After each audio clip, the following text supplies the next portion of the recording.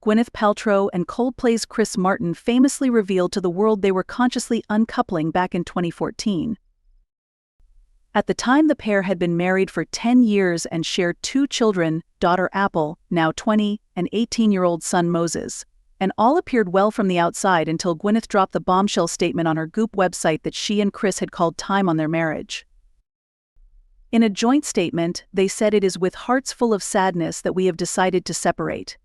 We have come to the conclusion that while we love each other very much, we will remain separate. We are, however, and always will be a family, and in many ways are closer than we have ever been."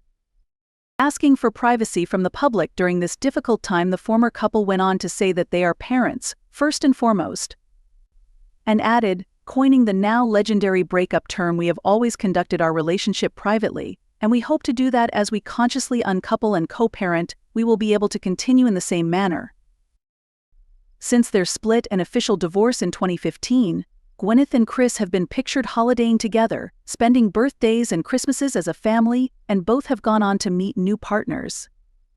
Gwyneth, 51, married film director Brad Falchuk, 53, the man behind American Horror Story, Glee, and Scream Queens in 2018.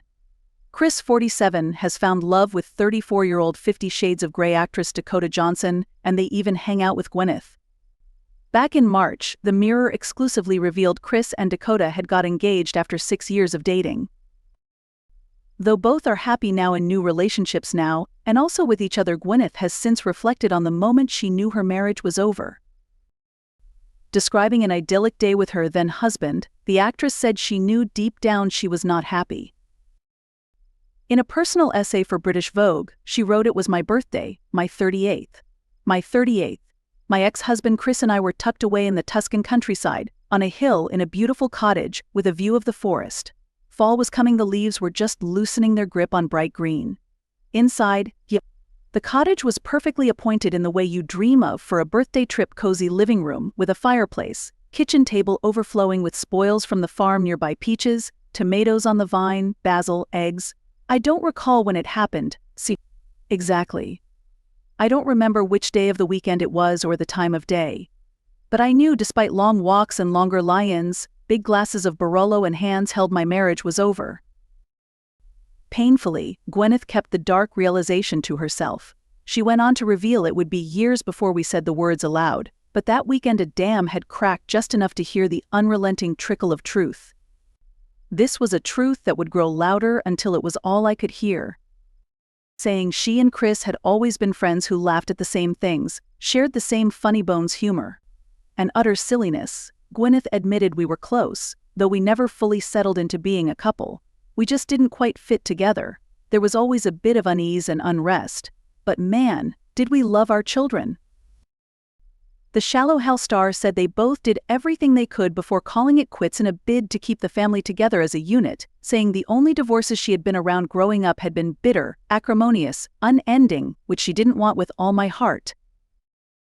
But rather than the term being invented by Gwyneth and Chris, as first thought, conscious uncoupling was actually suggested by their therapist, and something they tested out privately for a whole year before announcing their separation to the public.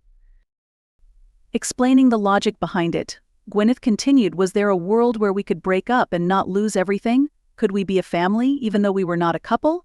We decided to try." Though their announcement caused a stir in the media, she said the public's surprise gave way to a strange combination of mockery and anger I had never seen.